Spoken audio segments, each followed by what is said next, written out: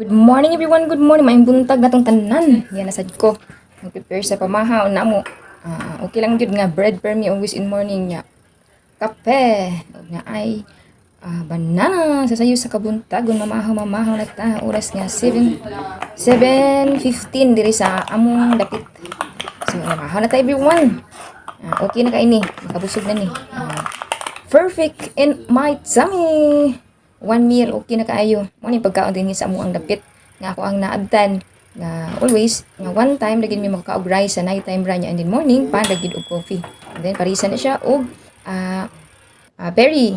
Og banana.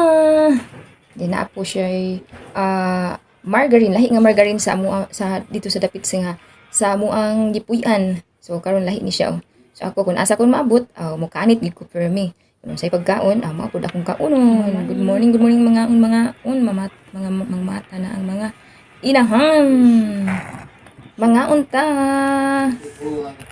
Diri sa gipuy-an sa akong bana dapit, ang gipuy-an, ang pagkaon, kanira gyud.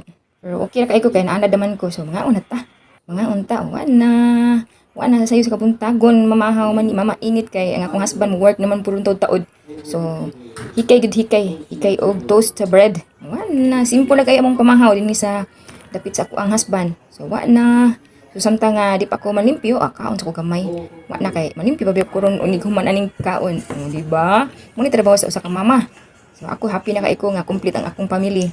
Dinhi sa usa ka lugar nga diin nagpuyo ang akong husband og nagtrabaho. Wala happy na kay ko. Thanks lagi. Salamat lang ko sa ni Lord Jesus ba nga i-complete na gid among family. Mura ginay the best things. Salamat kayo sa inyong paglantaw everyone. Ngaon ta.